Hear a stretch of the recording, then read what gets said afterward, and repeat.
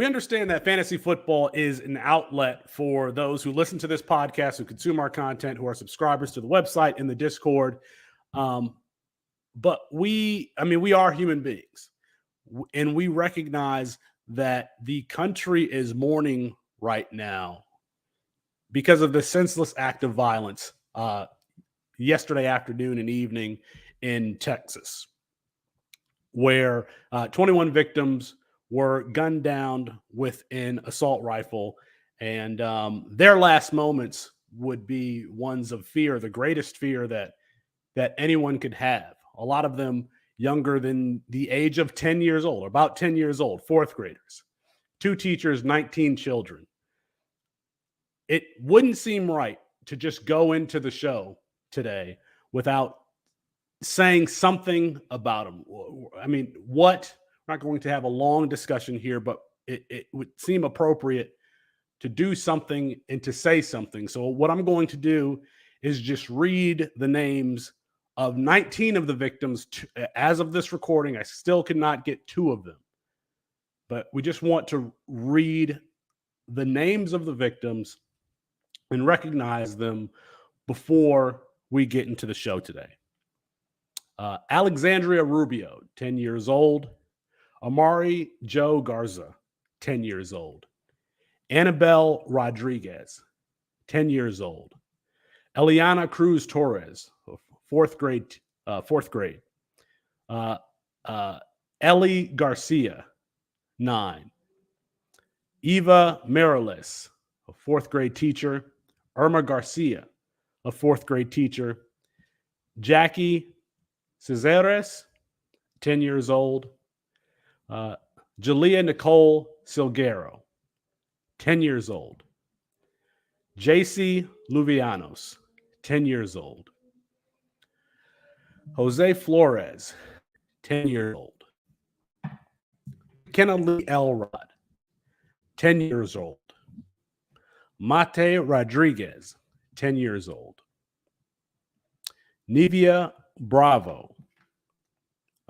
Rolejo Torres, 10 years old. Tess Marie Mata. Uzziah Garcia, 10 years old. Xavier Lopez, 10 years old.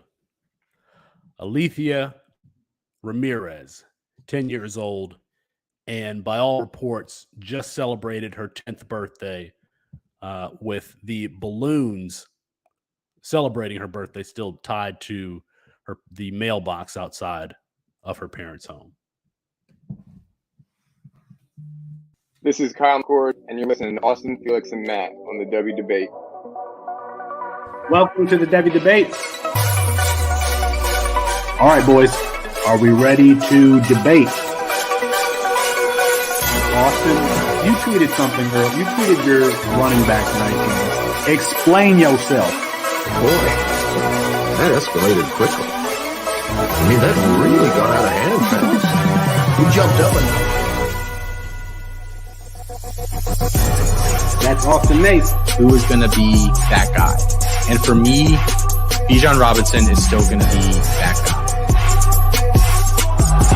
Back to the ground with Robinson, who spins and then tries to bounce it. A stiff arm, another one as he rides it. Keeps his balance. They're going to say he stepped out, but I'm Felix Sharp. I know you didn't think that we would get through this episode without mentioning the name one Zach F. Wilson. Screener draw. Oh, Wilson is going to uncork for the end zone, and he drops it in beautifully. And it is his roommate Dax Milne on the touchdown. That's Matt Brooding. G. Scott Jr. Obviously, I waxed poetic about him on the last episode, so I won't do that again here. And this time it's Fields on the carry. Watch out! Justin Fields! Hello, Columbus! 51 yards! Bruno, are you ready to go head-to-head with me? I am. Gotta get my popcorn out here. Hold on. Gotta continue. I got it. Kyle McCord is going to end up winning the job. He's going to be rated higher. Well, I'm not nearly as passionate about what I'm about to talk about. Our apologies because Herb Street ran out of time. We'll get him rescheduled soon. And for Matt Bruning and Austin Nate, I'm Felix Sharp. Good night and good luck.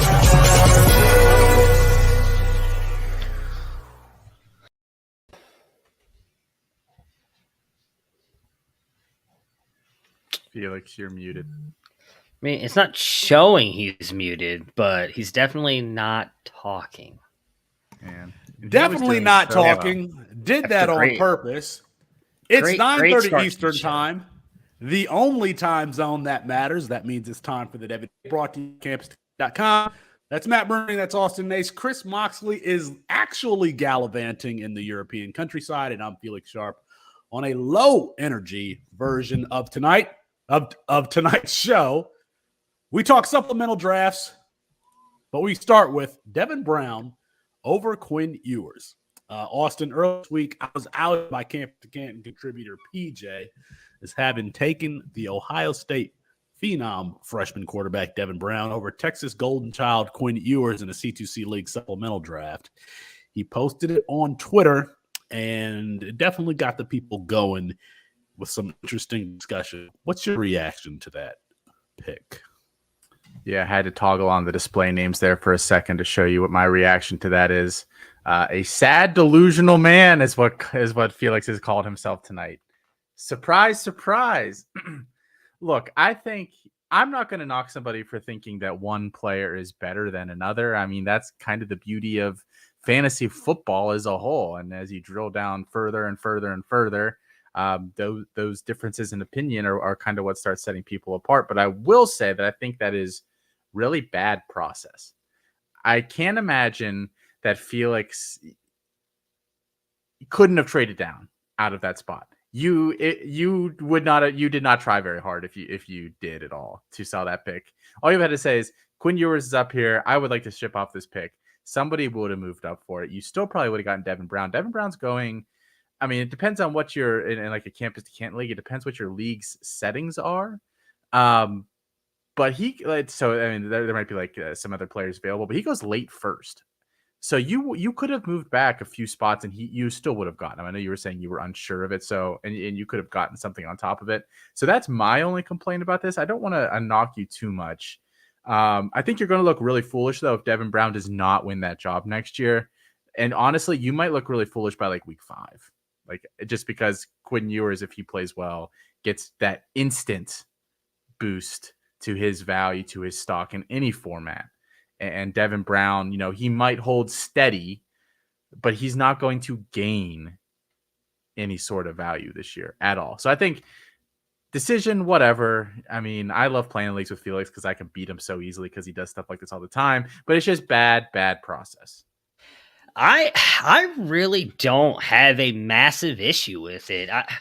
My main point on that is, and I replied to PJ's thread, is we've known for a while now that Felix feels this way, that he views Devin Brown as a better quarterback. He did a whole YouTube video on one throw, just one throw, not the whole spring game, one throw in the spring game for Devin Brown. While I do agree with you that he likely could have traded down, like I told PJ, we don't know that. The ADP and his supplemental draft stuff that's showing Devin Brown's going 1-5, 1-6 doesn't mean that that's where he's going to go. In multiple supplemental drafts that I've been in this year, he's actually gone as the 1-2. So you don't know that if he trades down to 1-3, that he gets Devin Brown right there. And if he truly believes Devin Brown is better, then I don't have an issue with him taking it. I don't think that. I think Quinn Ewers is much better. And I do agree with you by like week 5 when Devin Brown has not yet seen the field and Quinn Ewers is like a top 5 CFF quarterback that we may be sitting here looking at like, Quinn's exactly what we thought he was going to be. This is not looking great. But again, if Devin Brown does win the job next year, which I don't necessarily expect, but if he does, then there's no issue because I'm sorry. As much as I love Sark and as much as I love Texas, I'm taking Ryan Day and that Ohio State offense every day and twice on Sunday or Saturday over Texas and Quinn Ewers' offense. A couple of things I want to say about this.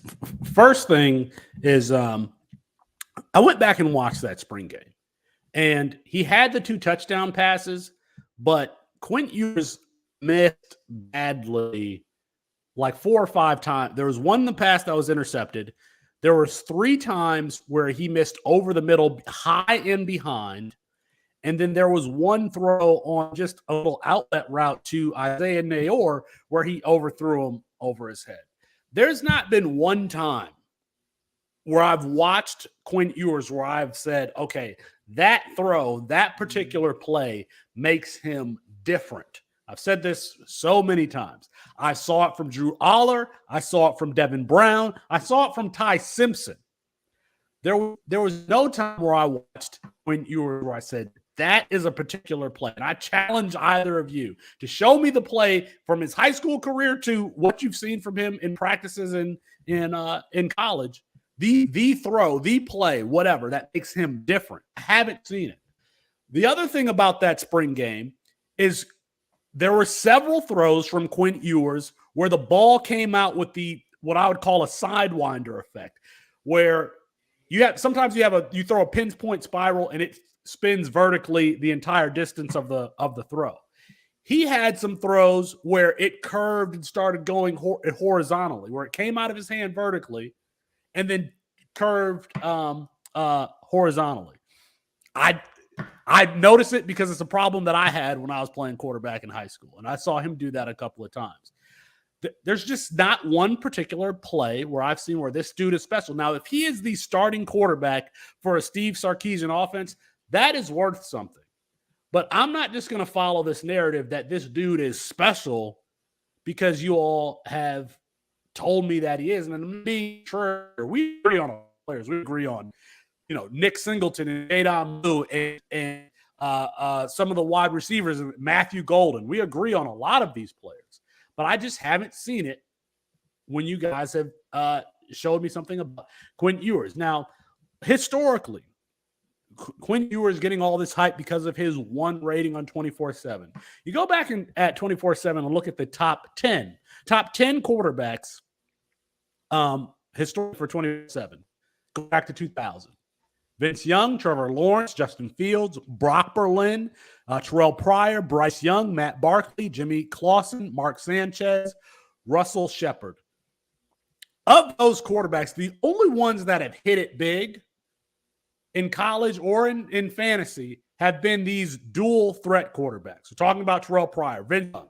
I would consider Trevor Lawrence and Justin Fields both dual threats. They have not hit on these pure pocket passers. And say what you want about Quinn Ewers, he might have some Tony Romo level of mobility, but he is not a dual threat. So I take all of that together and I see what I see from Devin Brown, who has a stronger arm, has just as much mobility, if not more so, than Quinn Ewers. I just don't see it. I challenge anybody listening to this. Show me the play. Cut it up and post it, tag me in at Sharp Review. The play that leads you to believe that Quinn Ewers is different. That is what I'm looking for. Some play that says, oh, this particular player is going to not just do well, but exceed expectations or excel. Show that play. So go ahead. I will. Matter of fact, when I find that clip, I'm going to post the message of our text messages where I sent you multiple throws of Quinn Ewers because you said that he can't throw on the run and he doesn't do all this other stuff. And I went and found like 6 clips and I showed you all of them. And I will give you credit. You said some of them weren't that great, but then there was like, okay, well, that one was special right there. So I'm going to go back through my text message thread now and find that one since you say he doesn't do it. And show that one where he does do it. Because, again, we also haven't really seen that from Devin Brown. You say, like, what? Even if it's just one throw from Quinn Ewers, we've seen it with one throw at the college level from Devin Brown as well. Like, he's had some great plays at Carter Canyon? Corner Canyon. But before that, like, he struggled to be what he was that senior year. So, there's still a lot of there's still a lot of projection with Devin Brown as well. He's not some solidified prospect either. I'll give you 3 throws from Devin Brown, and I can recite them from memory. There's a play where he runs like there's a 27-yard out where he throws the ball from the right hash to the left sideline, which is just different. There's a play where he runs where the wide receiver runs an out and up against cover 2, and Devin Brown puts it like a shot right over the corner's head in between the safety. And then I did the video on the back end zone. Those 3. Okay, these are 3 throws that make this guy different from other players. So if you're listening to this at Sharp Review, come at me. Show me the play where you think Quinn Ewers is different. You know what? I might be wrong, but I'm going to take a shot with the guy that I believe in. And I did try to trade down. I tried to trade down to the 105, 106 range. I couldn't. And I wasn't about to sit there. I've had Devin Brown and Drew Aller ahead of Quinn Ewers literally this entire time. There's not one time where I've had Ewers ahead of those 2. So, yes, y'all can miss me with the Quinn Ewers hype. All right. Are you excited to be picking 101 in that league again next year? I didn't even know I had first of all, I did not know I had the 101, and I did not know the draft was starting. So, like, PJ sent me a DM and said, "You're on the clock." I'm like, "Oh, in what league?" First of all, what league? And then, I have the 101. Okay, what am I going to do here? It's going to be. It's really predictable too because Texas gets Bama week 2, and that front 7 is just absolutely going to destroy Texas. And Felix is going to come on the show, be a jerk, and then Quinn's going to go out the next 2 games and just light it up. We're going to be like, so. Well, he better stop missing high and behind. Or he's going to be – not only is he going to throw a lot of turnovers, but he's going to have a lot of pick sixes. So, at Sharp Review, if you have a play that thinks Quinn Ewers is different from his high school tape or what you saw in the spring game. The Devy Guide is coming out June 1st. It's pretty much written by Matthew and Austin and Corey Piera. Mike has a bunch of them.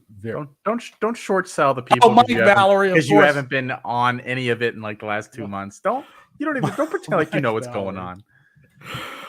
It is coming out June 1st. Even if you're not subscribed to the website, just $20, right? I don't know anything. $20, $20, June 1st. Pre-orders are available now at campus2canton.com. Like 285 profiles written up. If you're listening to this and you like, a magazine style evaluation of all of these players, then go ahead and pick up the Devy Guide. June 1st, it is coming. Boys, we got some news here that Jordan Addison, I don't think that we covered. Jordan Addison transfers to USC. Lincoln Riley has really brought in 4 or 5 receivers through the transfer portal, in addition to some of the kids that were already there. Pair Jordan Addison with Mario Williams and Caleb Williams. Matt, I mean, this is good for the program and good for Addison, correct? I do think it's good for Addison. I just did a video for the Campus to Canton YouTube channel about that. It's like 10 minutes long, just kind of discussing him coming over there. I do think it's best for him. 576 snaps in the slot last year for Pitt, where I do think he'll likely go into the USC offense as well. I think that helps him out with Caleb. I think it's great for him. Mario Williams, I'm not so sure about. And then the rest of the guys, I mean, I had some hope for Gary Bryant Jr. coming back this year. He played mostly in the slot last year with 370 snaps. Brendan Rice, who transferred over, he's practically dead now. Taj Washington, Kyle Ford.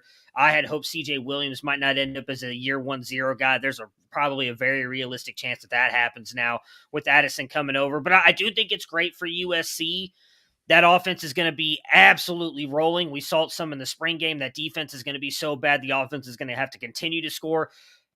I don't know how much it helps out Addison at the end of the day, though. I mean, he's the freaking Biletnikoff award winner from Pitt. Like, him going to USC, even if he goes and balls out, he's not improving his draft capital any, and they're not going to make the playoffs. So I think it was more of the quote-unquote NIL stuff, which I have no issues with. He'd go get paid, and then he's going to go into the NFL next year. I don't see any way he stays. So good for him, Caleb Williams. Bad for Mario.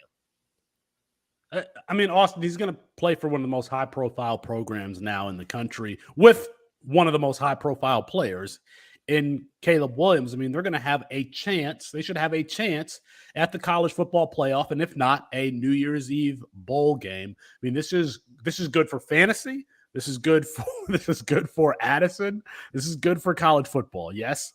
Really quick, I mean, you just said New Year's Eve bowl game. Austin, does he play in a bowl game if they make a bowl game? No, but I mean, I don't know where if they make a New Year's Eve, they go to the Rose all Bowl. Of a sudden is. USC will lose to Notre Dame. They'll lose to Utah. And to be honest, they'll probably get some other tough games. I think UCLA will give them a tough game. I think Fresno State could give them a tough game. And I think Oregon State could give them a tough game too, actually. Like, I think they finished the regular season with 3 losses. That ain't going to get them in a freaking New York Six Bowl. Look, I mean, taking just like my fandom of Pitt out of this, the money and living in LA are both definitely upgrades from living in Pittsburgh for no money, although it sounds like Pitt did scrape together a comparable deal, at least to what was originally offered. I don't know what he ultimately got up to with 2 big programs fighting over him. There's literally no reasonable argument that this boosts his profile. He just won the Biletnikoff at Pitt. He's going to be the best player on that offense. And his quarterback, although is a downgrade from Pickett, just got a wide receiver taken in the top 10 of the NFL draft. Let's not pretend like Keon Slovis can't force feed one person as much as he wants. He can do that all day. He's a terrible quarterback, but he can support an option. So I think that people that say that this boosts his USC won't boost his draft stock at all. He's still going to be a first round guy. I don't think I think his ceiling is probably the 3rd guy off the board, assuming that Boutte tests out healthy. I mean, it's him and Quentin Johnston as kind of that 4th fight for like that 3rd, 4th spot. Like there's just no reasonable argument to say that USC is a profile booster for him at this time. It's just not. It's not. Yeah. I'm going to be, it's going to be fun for college football. I mean, I'm going to have reason to stay up for some of these late games. I did not realize that my Fresno State Bulldogs played USC this year. We know Jake Haener already Davided the Goliath that was UCLA last year. Let's see if he can do it to USC this year. I don't think that he can. I see he's going to be a better football team. We do want to just mention that former LSU wide receiver Deion Smith, who was projected to transfer to Ole Miss, is now going to JUCO. It seems like it was an academic issue, and so Deion Smith is not headed to Ole Miss, headed to JUCO. If you have him rostered in C2Cs, he may be somebody that you want to hold on to just to see. We don't want to write off. I mean, there are plenty of players who have had starts or stints in JUCO and have been good. We did want to alert you to that. And then that might be the path for Purdue's Milton Wright also, who seem to have similar issues. We might find out that he is transferring to a JUCO also. Any thoughts on that before we move on here, guys, to must-haves? All right. Austin, since I know that you prepared for the show, give us just a few of – you got supplemental drafts in C2C leagues. Give us some players that you can't leave your draft without. Yeah, so, I mean, I think I've talked about most of these guys across various shows. Players that I can't leave supplemental drafts without. I've got some freshman stashes that I love because I think there is, for some of them, some slight Devy potential. I know this is Devy debate, but I think they're also in college offenses that will highlight their skill set. The big one is Cartavius Norton. He's a true freshman, 4-star, high 3-star kid. He's going to Iowa State out of Florida, I believe. He is basically the perfect back for the Iowa State system. They like kind of that one cut and go slashing style running back. They did it with David Montgomery. They did it with Breece Hall. Norton profiles a little more Montgomery than Hall. I mean, he's not that good of an athlete. But I really do think that he's already the most talented back at Iowa State. Who's nothing special. And there is, I would have a hard time believing that Norton overtakes him for that job this year. Brock's the experienced guy, but Norton did enroll early. Heard a lot of early plaudits from the coaching staff on him. So Cartavius Norton's a big target of mine. Maybe he sits a year. And I think there's legitimate draft up, the NFL upside with him as well. Jalen Glover, the diminutive back at Utah, is a guy that I stashed very, very late. He's like 5'7". I have a very hard time seeing some NFL future here. Austin, let me stop you here for a second, because I know that like I'm in supplemental drafts right now, and people hear you throw out a name out there, and we're in the third round, and they're gonna no context. If they can't figure it out, they're on their own. Okay. All right. No, I'm sorry. Go ahead, keep going. I feel like the fact that I'm throwing the word stash in there implies that you should take this person like the 11th round, but it's a good point. You never really know with people. Yes, very, very late. Very, very, very late. Take these guys late, especially Glover. Like there's when's the last 5'7" NFL running back you guys can remember? Can you remember one? How tall was what's his name? Played for the Saints for years. Boston Scott. Saints. He was a Kansas State guy. I know you're talking. Sproles, yeah. How tall was Sproles? He was probably around there, but like it doesn't happen that often. There. So Justin Martin's a guy that just like has been completely forgotten in this freshman quarterback class. He's going to UCLA. He's basically Dorian Thompson-Robinson, but like in a time machine 5 years ago. He's big arm, very, very mobile. He's like kind of this like tall, like long striding type athlete, but he's really, really exciting. I think he'll do well there at UCLA. So those are freshmen that I'm stashing, and then just some other guys that I like. Miles Price at Texas Tech. I think he gets drafted based off of what he does there in the Zach Kittley offense. I mean, Jarrett Stearns just had 180 targets. I forget how many catches he had. It was well over 120. So I think he produces. Here's a guy that I don't hear anybody talking about: Robert Thomas, second-year wide receiver at Mississippi State. Mike Leach offense kind of came on late in the year there for them. Mostly slot, but I think he's versatile. He's 6'2", 200. He's a bigger guy. He's a pretty good athlete. And he apparently looked pretty solid this spring. So I think he's a guy to watch out for. And then two quarterbacks real quick. Jordan Travis, who's at Florida State. They kind of rotated quarterbacks early last year, but once he got that job, the last 10 games, he had 7 games where he had over 25 fantasy points and 3 where he had over 30. He had like 700 something rush yards last year, like dual threat kid, could surprise some people. And then Aiden O'Connell at Purdue as well. Like I think he could be a Bailey Zappi-ish riser up draft boards next year. And I think they're very comparable, like very efficient.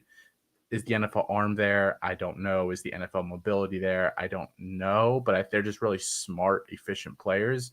The NFL always has a place for a guy like that. Yeah, speaking of O'Connell, I mean, I want to throw out the names. Tyrone. Oh goodness, I forgot Tyrone's. The transfer from Iowa to Tyrone Tracy, yes, and Elijah Kanan, the transfer from Auburn to Purdue. I mean, I think that the targets might be concentrated between those two. I think Kanan was injured for portions of the spring, but he still has a very high ceiling. And without Milton right there at Purdue, we might see targets going to really those two. And Tracy had a really excellent spring game. I don't even have to go that deep for guys that I can't leave without. I mean, this is really a value question. Adam Randall is falling entirely too far. I think that he is a first-round draft pick, would generally be a first-round pick in supplemental drafts, and he's just falling entirely too far in consideration of the ACL. I think I've had 3 supplemental drafts so far, and I've left with Matthew Golden in 2 of them. I think that he has an extremely high ceiling, the wide receiver out of Houston. Then there are some players, not freshmen, who might still be there that you need to take a look and see if they are available. Jaheim Bell is one, the tight end from South Carolina. Because of his late rise last year, he might not be rostered and might be there in your supplemental draft. Dominic Richardson. I don't know how many years are going to go by with me talking about Dominic Richardson there at the running back at Oklahoma State. Very physical, 210-pound-ish type player with a play style and a little bit of a lighter body, but kind of just runs through tackles, kind of an explosive runner. Tay McWilliams, for CFF purposes, is going to be the starting running back in a Jeff Grimes system. Jeff Grimes, the head of that offense at BYU that led to Zach Wilson going number 2 in the draft, and that offense has been described as both wide zone and air raid. So I want pieces of that offense, and Tay McWilliams is going to be the starting running back there.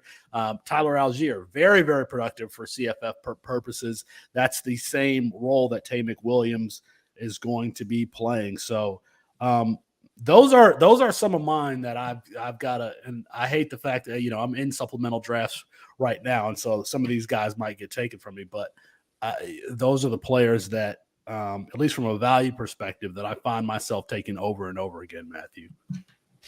Yeah, I definitely like the Matthew Golden call. I just got him in the 4th round of a supplemental draft. Actually, I think that's a great call for the next couple of years. Obviously, I agree with Adam Randall as well. No, I was not as high on him as some of the other guys for our freshman guide. I know, and one of our NIL members actually took him right after me in that same round that I ended up taking. I ended up taking Matthew Golden. He traded up ahead of me to take Randall, and so I took Golden.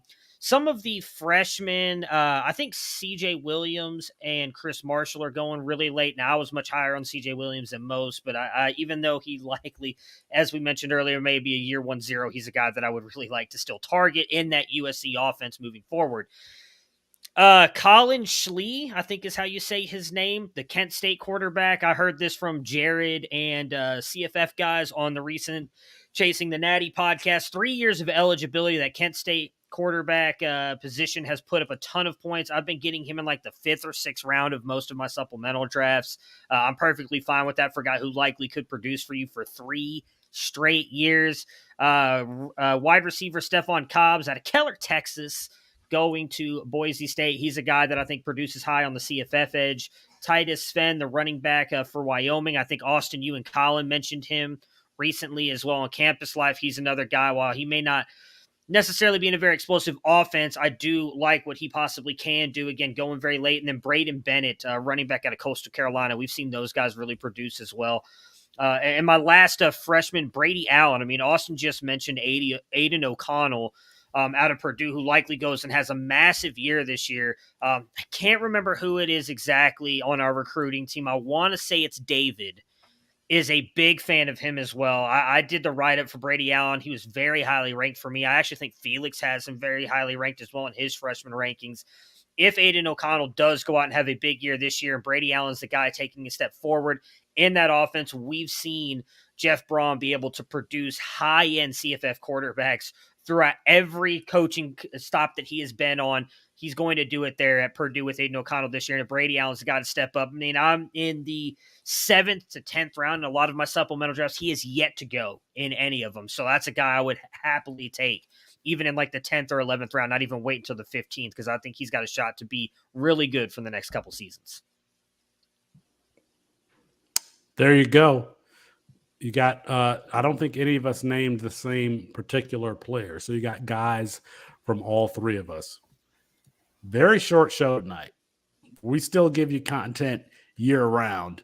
Of course, you need to check out the website. We've got over 800 players ranked, and you can see where I have Devin Brown ranked in comparison to Quinn Ewers, and then come at me on it. If you want to check the metrics, player profiles, campus2canton.com is the place to do that. And of course, be on the lookout for the Devy guide coming just in a few days now, June 1st.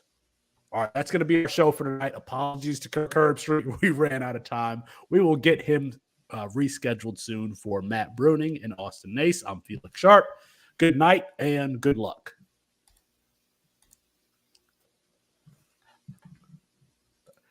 That might be our shortest show ever. 30. So I just real quick wanted to tell this story, and I think this is a good time before we hop into our whodunit portion of the night. I think we need to publicly out what Matt tried to do in the quarterback Devy ranking call a week or so ago. About Quinn? He tried to be a sneaky little bugger about Quinn Ewers on this thing. How was I sneaky? So just to give everyone some context that listens to this. So basically we had a weekly call for like 4 straight weeks. And we broke it down by one position a night. And we kind of just voted on like what tier every player should go on. And, we debated, and some of them were easy. And some of them, we kind of went back and forth and we voted. And then we ranked after we put them all in tiers. And basically, and you'll see when the guide comes out, we had what's called, like, someone could say that they're like, this is my guy. And it would automatically bump them up a tier. So, like, say, like, we all said tier 6 on a guy that you really, really liked. You could say, that's my guy, man. We got to, like, so we would bump up to the next tier just for that person. Matt was holding out on his my guy. I was wondering where he was going with it. And then it became abundantly clear when we said Quinn Ewers. Everyone was like, tier 1. Yeah, tier 1. And Matt goes, boom, my guy, tier 0. After we just said there were no tier 0 quarterbacks. No. You guys said there was no tier 0 quarterbacks. I did not say that. So I didn't fight it though. I gave my argument behind it, and then I relented to you guys. Wait a minute. So is Quinn Ewers going into the guide as a tier 0 quarterback? No, he's not. No. The problem I had with it was that, like, none of us have Quinn Ewers as the number 1 overall quarterback except for Matt, maybe. I don't know. I do. Yeah, I do. And I feel like it's just, like, very disproportionate to be like, none of us have this guy as the top guy, but one person can be like, that's my guy. And it just bumps into the top. My argument was, and tell me if I'm wrong, there's a realistic shot. I said 85% to 90% that at this point in time next year, he is in our tier 0. If he goes out there and does what we all expect him to, and that's not true. You weren't just because he starts at Texas does not mean that he's going to be a tier 0. Yes, you were the only Casey one not Thompson on that produced call. last year. It doesn't matter. We're talking about it now. Casey Thompson produced at Texas. You don't have him in tier 0. At Texas, Yes, passed he like did. 2,000 yards. That's not producing. It's splitting time. He wasn't really splitting time outside of one game until he got hurt. Y'all have lost y'all damn minds. So if he goes out there and produces and has the season that we all expect him to, we will discuss him as a tier 0 prospect next year. He's a guy you want to build your team around. That was my argument. I also view tier 0 differently than some of you guys do, which was also part of our argument on Kayshon Boutte, JSN, and I don't remember who the other wide receiver was that we were arguing about. So, what do you? To me, tier 0 is like, I will bet my house on this player being a superstar at the NFL. In the NFL, I put it as a player that I want to build my fantasy team around, because I think sometimes we lose the sight that we're trying to be NFL scouts and say this person's going to be this. I just want them to be fantasy relevant. That's what I care about. What we talked about with JSN, the argument was, you said you don't think he's a top 12 fantasy wide receiver in the NFL, and I disagreed with that. I don't care that he's not wide receiver 1. Top 12 still matters, and that wins you leagues if you have a top 12 guy. That's my argument. If he consistently be a top 12 guy, that's a guy I want to build my team around. That is a tier 0 player. For me. To me, that means that there's no difference between, like, Jonathan Taylor and Austin Eckler. Like, if you rank it the way that what you're talking about. No, there's different various degrees. Tier 0 is for a player that I believe is also special. And I believe Quinn is special. Again, I know that we disagree on that part, but I think he's a special quarterback. I think he's going to prove that this year. I can't. Tier 0 for me is that they walk into the NFL and they're immediately drafted, like they're top 5 at their position, and that they float around there for the majority of their career. Bijan is tier 0 because he's going to probably be a first-round startup guy next year. Like, I don't know that Ewers. But I think he can be. I mean, I've made the argument that everybody's hyping up this 2023 class, and I think Quinn Ewers is the only quarterback in the foreseeable future right now for me that I see could be a top 12 quarterback in the NFL. I don't think C.J. Stroud and Bryce Young are that. Like, I think they're both good, but I think they're probably in the more closer to 15 range. Like, so without having a rushing ceiling, you think Quinn Ewers could be a top 12 quarterback like day one? Because here's my thing. Was it you? Yeah, we talked about it last week. Outside of Lamar Jackson, Deshaun Watson, Kyler Murray, Josh Allen, and I know I'm forgetting one because there was 5 of them. None of these quarterbacks rushed for more than 300 yards. I definitely think Quinn could get 300 yards. But all of those players that you're talking about, their fantasy ceilings their fantasy value have been elevated by right. But my ability. point is that's 5 of 12, right? And not all those guys finish in the top 5. Lamar didn't last year. Granted, he was injured, but Kyler Murray didn't. Josh Allen did. But you had Patrick Mahomes, Justin Herbert, Dak Prescott, who does not rush as much as we think he does, especially last year after coming off that injury. But even go back to his bigger years, it was like 300-something yards. Like, I think Quinn could get 300 yards because I think he's athletic enough and mobile enough that he'll get you those yards a la a Patrick Mahomes, Justin Herbert, who does it just to move the chains, right? Like, he's not looking to get 60 yards like Lamar Jackson can because he's so special, or Kyler Murray, or Josh Allen. So that's my argument. I think what he can do with his arm puts him in that category. Yeah, well, I mean, we'll wait. I'll wait to see it. And we'll see. We'll see what happens. We'll see what happens after. Like I said on the call, I know where all the bodies are buried. I've got, as you learned with the Kylan Hill thing, I've got a lot of stuff just saved. Just with the Kylan Hill thing.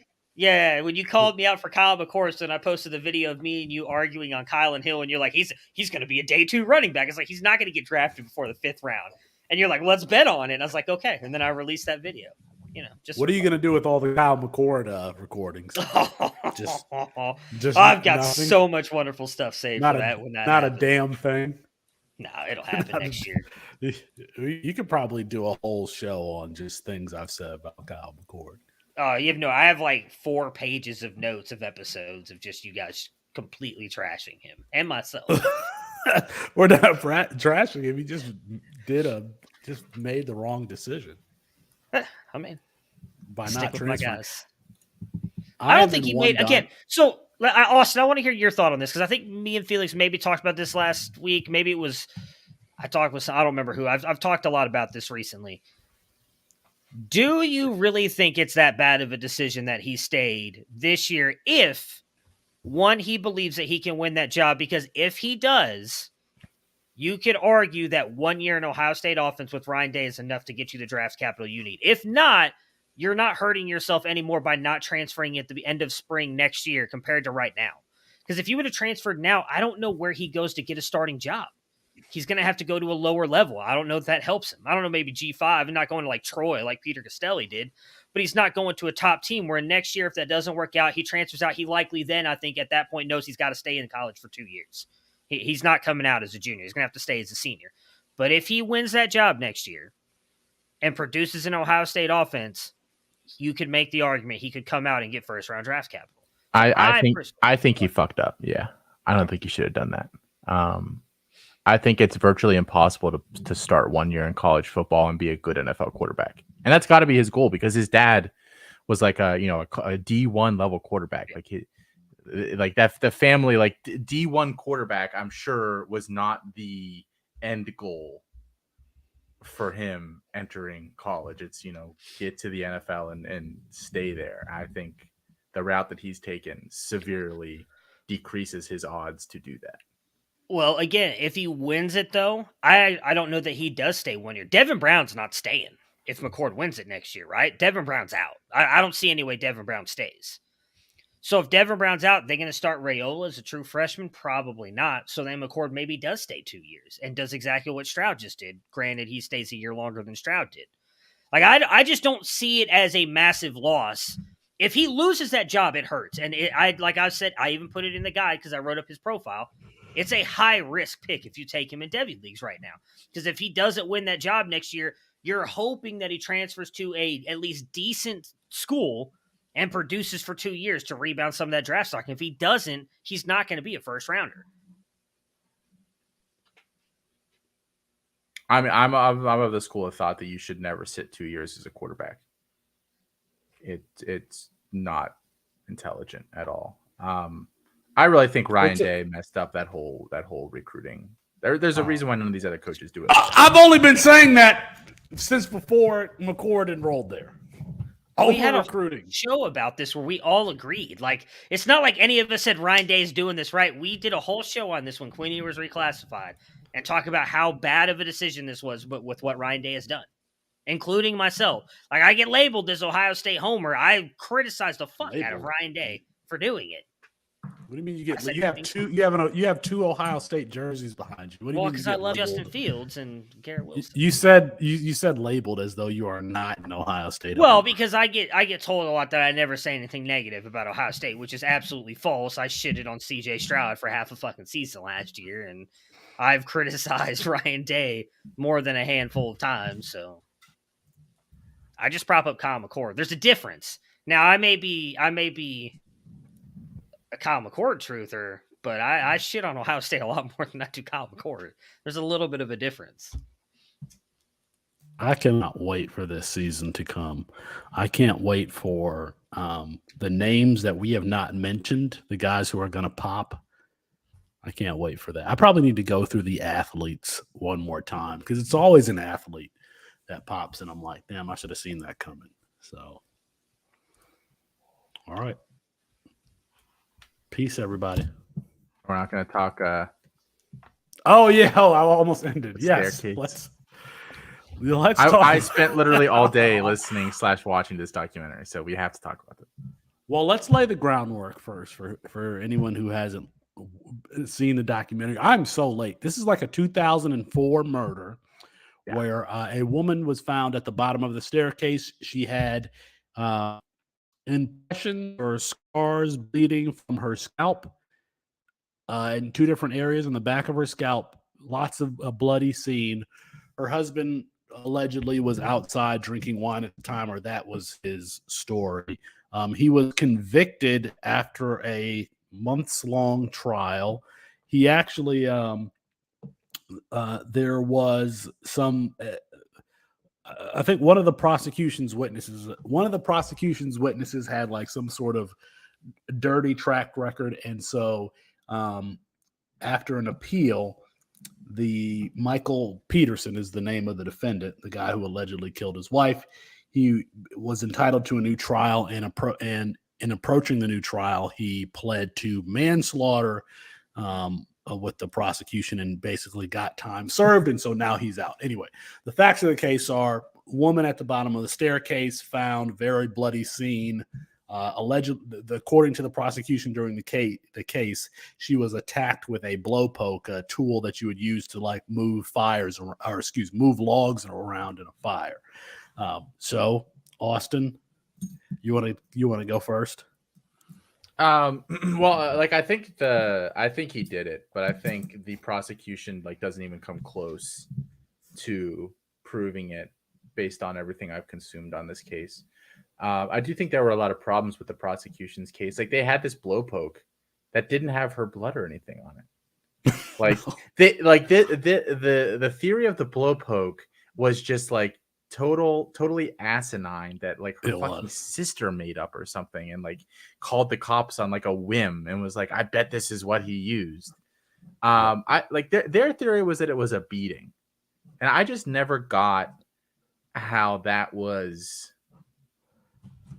Like I if I'm a prosecutor, that is not the most likely scenario in my opinion. Like I don't know why they chose that, because I think obviously they won the case and then he won it on appeal, but I think that choosing that theory was a losing proposition. The much easier case, and the one that I personally would have made and the one that I think happened, I think you just push her down the stairs.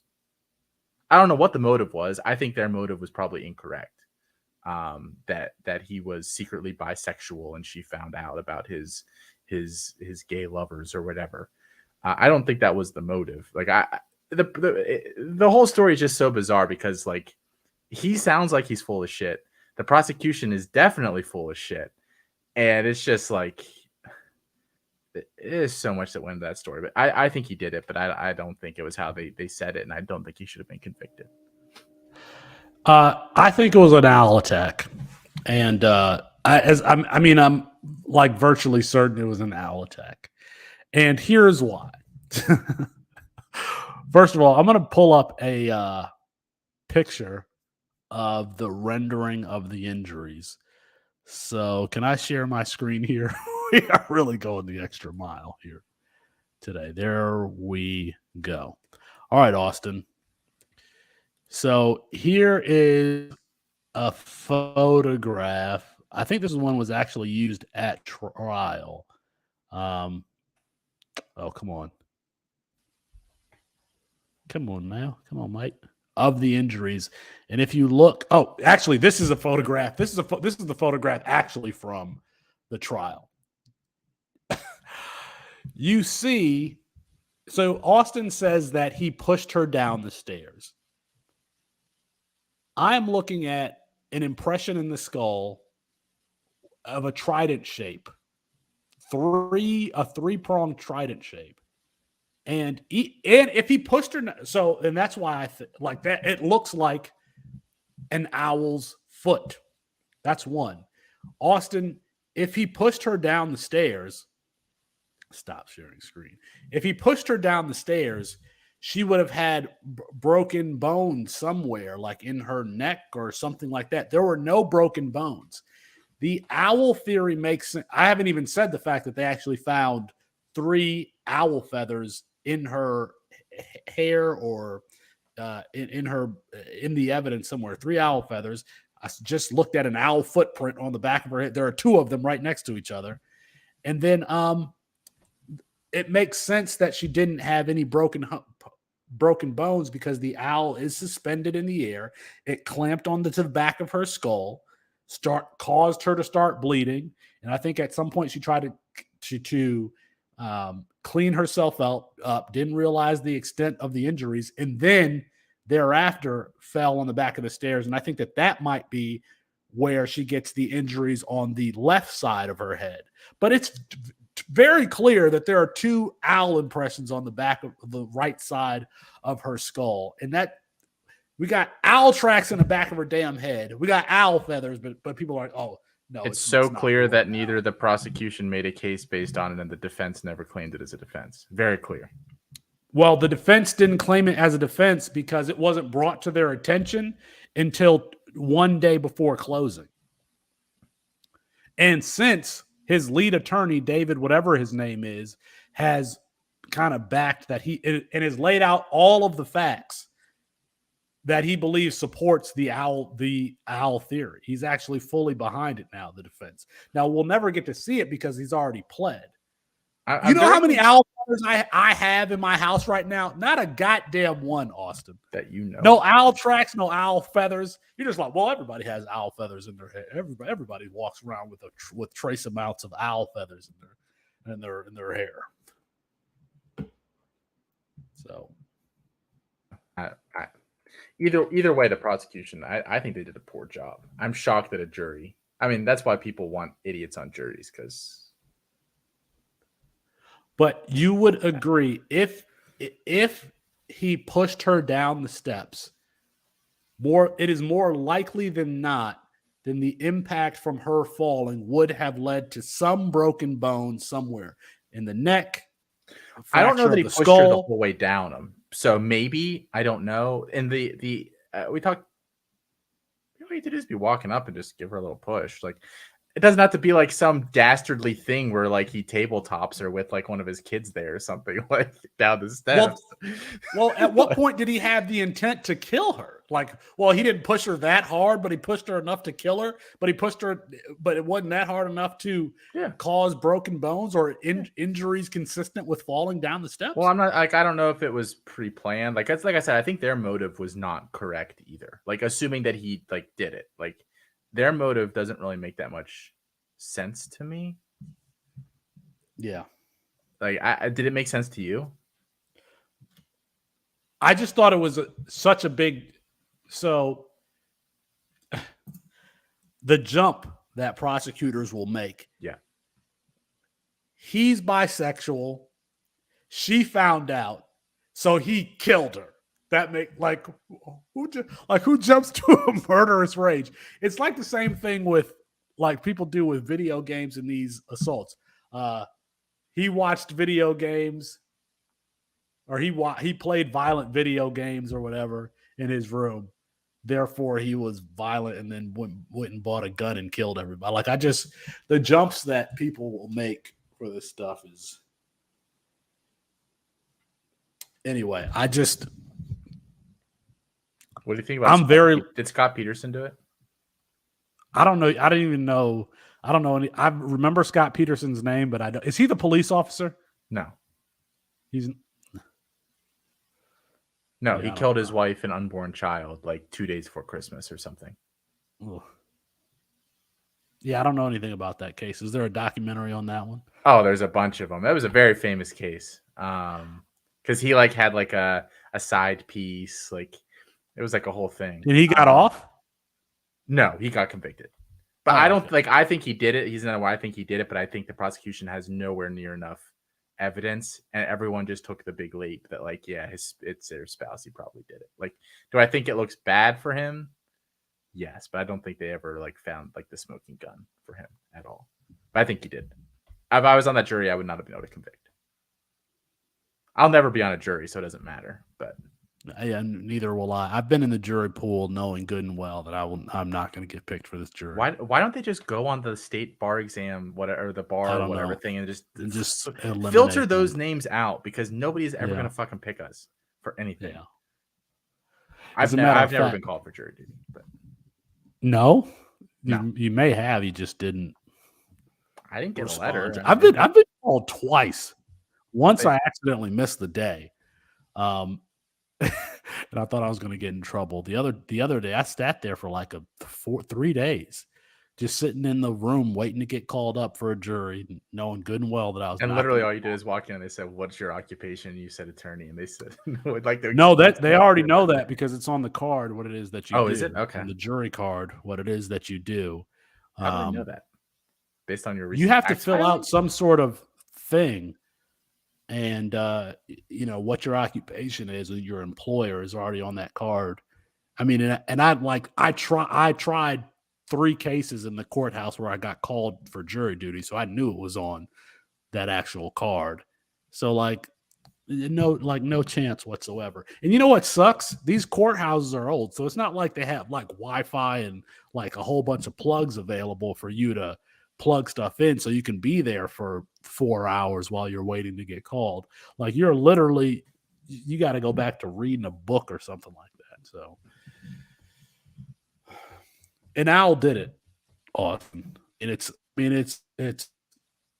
I don't know how you can look at that photograph of the injury of the scalp and not think and not say, oh yeah, that's from whatever you call those are claw marks from some sort of bird of prey.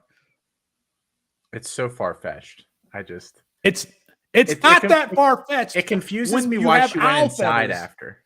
It confuses me why she went inside after. What she went to go clean up after herself. It said that she had bits of her hair in her hand as though she ripped her own hair out. So she probably fought this thing or, tried to get it off of her outside, came inside to clean up, and then fell at some point going up the stairs. Maybe she was going to the bath. I don't know. Okay, I'm going to send you the link to. I feel pretty confident saying that if we were outside by our non-existent pool, like they were in this is what they had, a pool, like they had a big backyard. It was a very nice old house in North Carolina. And a bird came down and swooped down on my wife. I guarantee not only would I hear her yell, but she would turn right around and say, "A bird just attacked me," more than going inside to like check out what happened. I can almost they lived in a mansion. You could not hear, and there's a waterfall in that pool. He wouldn't have heard her from inside. He would have heard her about outside. The first wife was an aneurysm or whatever. Big wide receiver guys in here. I don't think he did the first one at all. I don't think he did either. It wasn't the first wife. It was the wife of his friend that they found who had died. But they tested that, Austin. You might not remember, but they tested the hearing issue. So it's not in the documentary from inside. It's here like she's walking inside. I know it's like a little bit of a pathway. Literally, as soon as that bird came down, Kelsey would scream, she would turn around, and she would come back to me. She would not have gone in She's that house. on the other side of a mansion. He was the in the owl back wasn't by the in pool. the house, man. The owl was in the front of the house. They found blood on the front of the house. So she went outside, was in the front. Okay. It's in what I just posted in the I'm not gonna read that. main chat. This is from Dave. This is from the lead attorney, David Rudolph. This is his theory as why the owl theory makes sense. Here, I'll actually just read it. Okay. I can't copy. Let's just go through this. This is from the attorney, his lead counsel in the case. Here's the circumstantial evidence that supports the theory that Kathleen went out to the front yard, perhaps to place the small reindeer seen in the photos taken by the police, and that a barred owl inflicted those injuries. Here are the facts. Because I want to go to bed, Gator. That's why I look so happy. Barred owls were living in the woods by the Peterson house. Barred owls are aggressive and can be dangerous, as explained, blah, blah, blah, blah. Okay, here are the facts specific to the case. There were drops of blood on the walkway, on the outside walkway leading to the front door of the house, as shown in the police photos. There was a large smear of blood on the outside of the front door frame, as shown in the police photos. At least 2 of the wounds on Kathleen Peterson's scalp are in the shape of the talons of a barred owl, as shown in the autopsy photos. Tiny wounds on the front of the face are consistent with the tip of an owl's beak. A feather was found on Kathleen Peterson's body. A twig was found in dried blood on Kathleen Peterson's body. There are numerous strands of Kathleen Peterson's head hair, which the roots indicate had been pulled out, not cut, from dried blood found in her own hands. Kathleen's head injuries are not consistent with her having been beaten by a blunt object, blah, blah, blah, blah, blah, blah. Like, it just makes sense that an owl, and supposedly it wasn't, when they went back and looked after he moved for a new trial, it wasn't just 1 owl feather. It ended up being 3 owl feathers. I don't know. To me, this is not like, I'm not even wondering what happened anymore. I'm like, oh yeah, that's what happened. She's got owl feet on the back of her head and owl feathers found. And people are like, oh, well, it probably wasn't an owl. Probably wasn't an owl. It was some sort of bird that attacked her. You've been promoted, Felix. I've been promoted. Now a very sad, delusional man. I don't think we should post this part, Matt. We can end it. That's fine. Have a good night, everybody. Good night, everybody.